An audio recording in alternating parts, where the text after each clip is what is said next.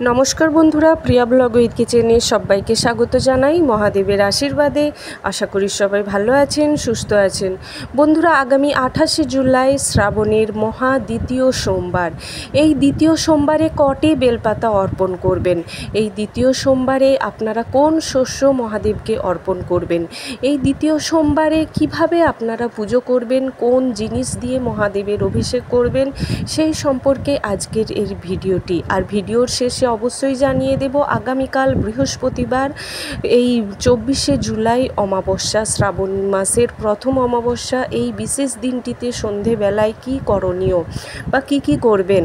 তো বন্ধুরা, আসুন ভিডিওটি শেষ পর্যন্ত দেখুন। আশা করছি ভিডিওটি আপনাদের অনেক উপকারে আসবে। ভিডিও ভালো লেগে থাকলে অবশ্যই ভিডিওর শেষে একটি লাইক করে হর হর মহাদেব নামে কমেন্ট করতে ভুলবেন না। নতুন বন্ধু যারা আছেন অবশ্যই চ্যানেলটিকে সাবস্ক্রাইব করে পাশে থাকবেন। বন্ধুরা, আগামী 28শে জুলাই সোমবার, শ্রাবণের মহা দ্বিতীয় সোমবার, শুক্লপক্ষের সোমবার। অনেকেই শ্রাবণ মাস অপেক্ষা করে থাকেন মহাদেবের ভক্তরা সারা বছর ধরে, কিন্তু অনেকে আবার শ্রাবণ মাসের শুধু সোমবার নয়, শুক্লপক্ষের সোমবারের অপেক্ষায় থাকেন। কারণ কি জানেন? মহাদেবের খুবই প্রিয় এই সোমবার, শুক্লপক্ষের সোমবার। কারণ শুক্লপক্ষ মানেই চাঁদের দিন, আর চাঁদের এই আলোয়, অর্থাৎ এই আলোর মধ্যে মহাদেব অত্যন্ত প্রসন্ন থাকেন। কারণ মহাদেবের জটায় স্বয়ং থাকেন চন্দ্র, আর এই চাঁদের দিন বা এই শুক্লপক্ষের সোমবার মহাদেবের সেই কারণে অত্যন্ত প্রিয় এই সোমবার। কেউ যদি সারা বছরে মাসে একটা করে শুক্লপক্ষের সোমবার বাবা মহাদেবের আরাধনা করে থাকেন, তার জীবনে কখনো দুঃখ কষ্ট, কোনো অর্থ কষ্ট, টানাপোড়েন, কোনো সমস্যা, কোনো কালা জাদু, কোনো তুকতাক তাকে ছুতেই পারে না। মহাদেবের তার ভাগ্যকে পাল্টে দিতে পারেন। তার ভাগ্যে যদি কোনো কিছুই না থাকে, মহাদেব তাকে রাজার মতো করে রাখতে পারেন শুধুমাত্র এই শুক্লপক্ষের সোমবারে যদি মহাদেবের আরাধনা করে থাকেন। এরপর জানাই কোন কোন জিনিসগুলো দিয়ে মহাদেবকে অভিষেক করবেন। প্রথম সোমবারের ভিডিওতেই আমি জানিয়ে রেখেছিলাম কোন কোন জিনিসগুলো দিয়ে মহাদেবের অভিষেক করতে হয়, তাও আমি আরেকবার জানিয়ে দিচ্ছি। প্রথম আমরা জানি পঞ্চামৃত দিয়ে মহাদেবের অভিষেক করতে হয়। পঞ্চামৃত অনেকেই জানেন, সব কিছুই জানেন, কিন্তু যারা জানেন না পঞ্চামৃত কি দিয়ে তৈরি করবেন জেনে নিন। দুধ, দই, ঘি, মধু, শর্করা বা চিনি। দুধটা হতে হবে সম্পূর্ণ গরুর দুধ। তার সাথে সাথে এই পঞ্চামৃত একটি ঘটিতে বানিয়ে নেবেন। আলাদা আলাদা করে নিয়ে যেতে পারবেন না। আলাদা আলাদা করে নিয়ে গেলে মন্দিরে অনেক ভক্তের সমাগম থাকে, প্রত্যেক ভক্তকেই সুযোগ দেওয়া দরকার। বড় বড় মহাদেবের স্থানে তো 1 মিনিটও টাইম দেওয়া হয় না, কাজেই সেই মতো আপনারা বুঝে সুঝে নিয়ে যাবেন।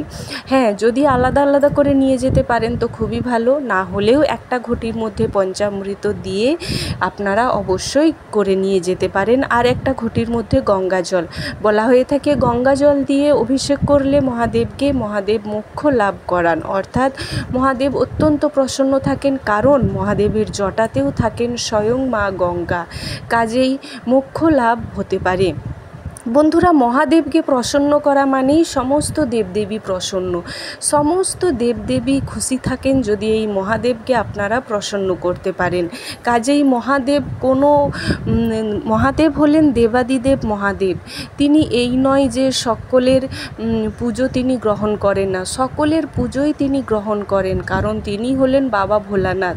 একটা বেলপাতা, 1 ঘটি জলেই মহাদেব সন্তুষ্ট হয়ে যান। যাদের বেলপাতাও পাচ্ছেন না, মন্দিরে চলে যান, শিবলিঙ্গের সাইডে অনেক বেলপাতা থাকে, সেই বেলপাতা ভালো করে কুড়িয়ে ধুয়ে নিয়ে আবার পুনরায় মহাদেবকে অভিষেক করা যেতে পারে।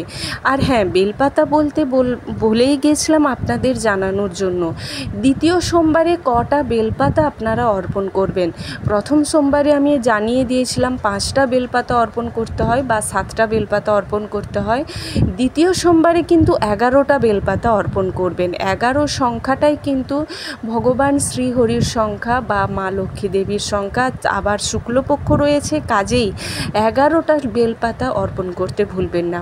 বেলপাতা অর্পণ করার সময় দেখবেন বেলপাতার যে ডাঁটিটা, মোটা ভাগটা একটু কেটে ছোট করে দেবেন। অর্থাৎ বেলপাতার ডান্ডির মধ্যে মোটা অংশটা যেন না থাকে। বেলপাতার অর্পণ করারও নিয়ম রয়েছে। চন্দন তো লাগাবেনই ঠিকই, কিন্তু ছোট দুটো পাতাতে অবশ্যই ঘি লাগান, আর বড় পাতাতে চন্দন লাগান, আর মাঝের ডাঁটিটাতে, যেই ডাঁটিটা 3টি পাতা একসাথে মিলিত হচ্ছে, সেই ডাঁটির মধ্যে একটু মধু লাগান। তারপর মহাদেবের শিবলিঙ্গে অর্পণ করুন। এইভাবে বেলপাতা অর্পণ করলে কি হয় জানেন কি? এইভাবে বেলপাতা অর্পণ করলে আপনাদের যে সন্তান রয়েছে সেই সন্তানের ভবিষ্যৎ সুন্দরভাবে সুগঠিত করে দেন মহাদেব। আর তার সাথে সাথে বাবা মহাদেব, যদি আপনারা 1 মুঠো গম মহাদেবের শিবলিঙ্গে এই সোমবার অর্থাৎ দ্বিতীয় সোমবার অর্পণ করতে পারেন, সন্তানের সুখ লাভ হয়।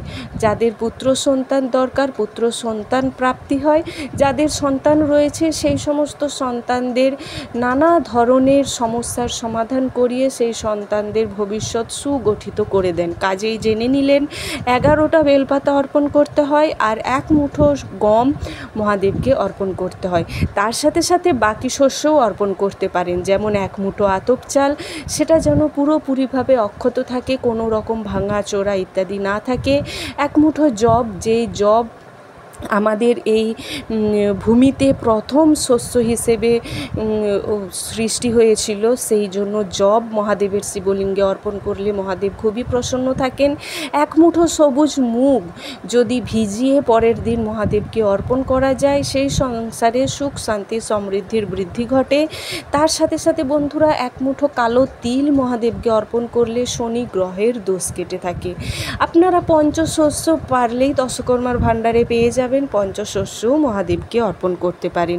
এরপর আসি পাতা। বেলপাতা তো 11টা বলেই দিলাম, জানেন কি? শমী পাতা, বেলপাতার থেকেও মহাদেবের অত্যন্ত প্রিয় শমী পাতা। এই শমী পাতা মহাদেবের শিবলিঙ্গে অর্পণ করলে সমগ্র শনি দোষ থেকে মুক্তি পাওয়া যায়, মহাদেব তার মনোবাসনা পূরণ করেন। আরেকটা জিনিস বন্ধুরা জানেন কি? মহাদেবের শিবলিঙ্গে যখন ঘি অর্পণ করছেন, সমস্ত কিছু অর্পণ করুন, কিন্তু ঘি যখন মহাদেবের শিবলিঙ্গে অর্পণ করবেন, আপনার হাতের আঙুল অবশ্যই আপনারা মহাদেবের শিবলিঙ্গে মাখিয়ে মহাদেবের শিবলিঙ্গের নিচে হাতটা শুধু একবার বুলিয়ে দেখুন। আপনাদের মনের কষ্ট, দুঃখ, যন্ত্রণা মহাদেব নিমেষেই দূর করে দেবেন। আপনাদের সমস্ত মনের ইচ্ছে মহাদেব পূরণ করে দেবেন। এরপর আসে বন্ধুরা মহাদেবকে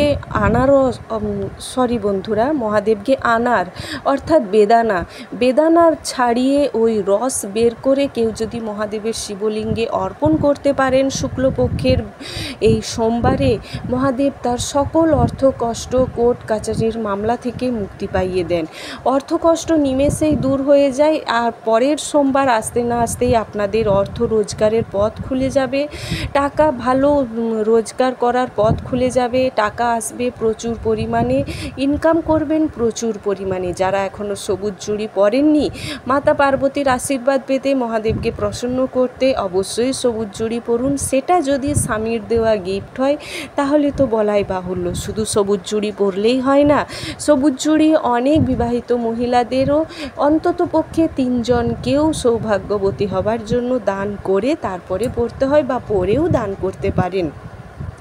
এছাড়াও বন্ধুরা আপনারা একটি জিনিস লক্ষ্য করেছেন, আপনারা যখন সোমবার মহাদেবের পুজো আরাধনা করবেন, যখন আপনারা মহাদেবের শিবলিঙ্গে যে সমস্ত ফুল বেলপাতা থাকে, অর্থাৎ আপনার আগে যারা পুজো করে গেছেন, যখন আপনি পুজো করবেন কখনো এমনভাবে ছুঁড়ে ফেলবেন না যেটা যেন আপনি সহ্যই করতে পারছেন না। অনেকে আছে দেখবেন, আপনি নিজের পুজোটা করার জন্য আগে যে পুজো করে গেছে সেই পুজোর বেলপাতা, ফল ইত্যাদি একদম ছুঁড়ে ছুঁড়ে ফেলছেন, মহাদেবের মাথা থেকে জোর করে তুলে নিচ্ছেন।